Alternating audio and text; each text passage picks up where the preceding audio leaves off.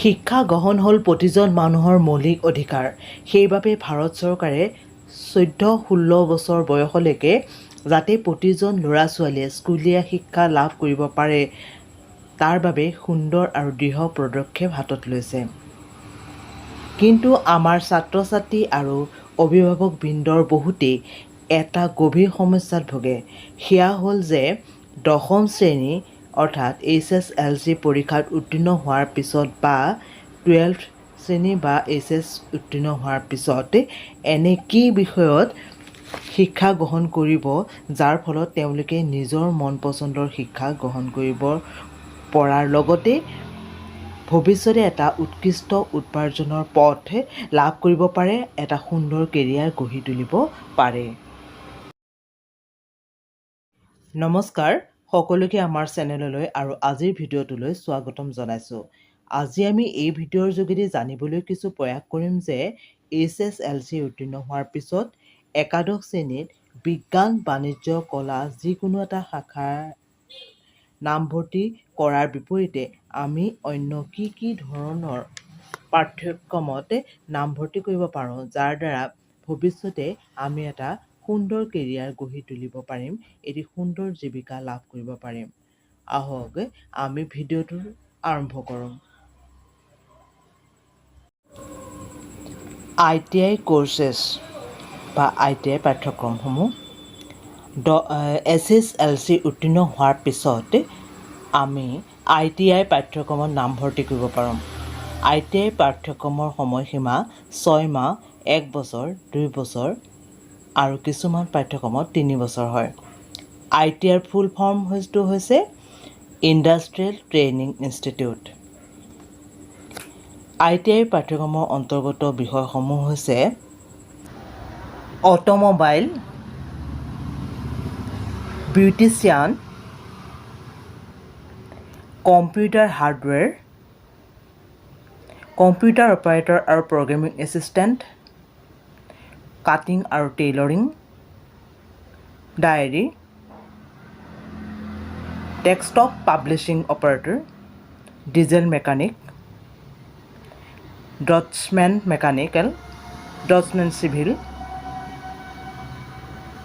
Electrician, electronic mechanic, fashion প্ৰযুক্তি বা technology, অগ্নি প্ৰযুক্তি আৰু ঔদ্যোগিক সুৰক্ষা ব্যৱস্থা, ফিটাৰ, টাৰ্নাৰ, প্লাম্বাৰ বা ৱেৰমেন, খাদ্য আৰু পাচলি সংসাধন,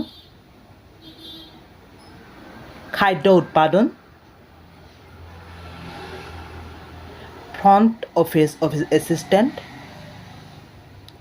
হাৰ্ডৱেৰ প্ৰযুক্তি বা টেকন'লজি, স্বাস্থ্য আৰু অনাময় পৰিদৰ্শন, স্বাস্থ্য সুৰক্ষা আৰু পৰিৱেশ, উদ্যান শস্য বা হৰ্টিকালচাৰ, হাস্পাতাল হাউচকিপিং, হাস্পাতাল management, instrument mechanic, interior decoration, বিজ্ঞানাগাৰ সহায়ক, লিফ্ট মেকানিক বা ফায়াৰমেন, নেটৱৰ্কিং আৰু animation, offset printing, plastic processing operator, refrigerator আৰু AC মেকানিক, ষ্টেনোগ্ৰাফী আৰু typing, surveyor, web design, welder আৰু মটৰ ভেহিকল মেকানিক। অসমত মুঠ 28খন ITI আছে। ইচ্ছুক শিক্ষাৰ্থীয়ে এইবোৰ ইনষ্টিটিউটত নিজৰ মন পচন্দৰ বিষয়টো নামভৰ্তি কৰি শিক্ষা গ্ৰহণ কৰি এটা সুন্দৰ কেৰিয়াৰ গঢ়ি তুলিব পাৰে। নেক্সট, ডিপ্ল'মা পাঠ্যক্ৰম।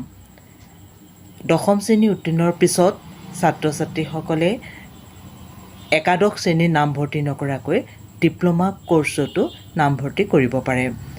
ডিপ্ল'মা কৰ্চৰ কলা বা বৃত্তিমুখী পাঠ্যক্ৰম আছে আৰু অভিযান্ত্ৰিক প্ৰযুক্তি পাঠ্যক্ৰম কিছু আছে।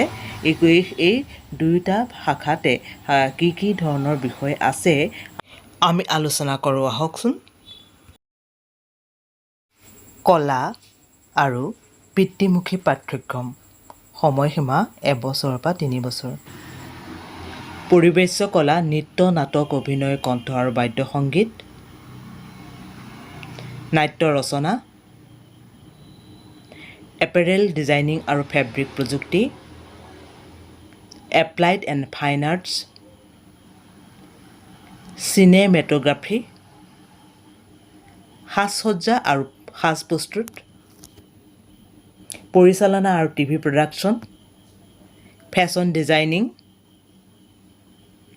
ফিল্ম এণ্ড ভিডিঅ' সম্পাদনা ফাইন আৰ্টছ আচবাব প্ৰযুক্তি ইণ্টেৰিয়ৰ ডেক'ৰেশ্যন হস্ততাঁত প্ৰযুক্তি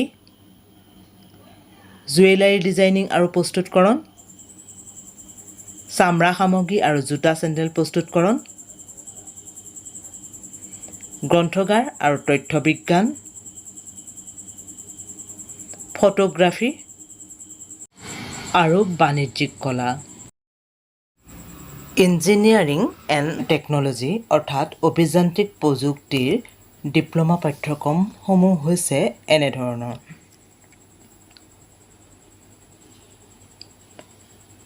এৰ'নটিকেল কৃষি স্থাপত্যবিদ্যা অটোমোবাইল জৈৱ প্ৰযুক্তি জৈৱ চিকিৎসা চেৰামিক ৰসায়ন চিভিল কম্পিউটাৰ নেটৱৰ্কিং কৃত্ৰিম বুদ্ধিমত্তা আৰু যন্ত্ৰভাষা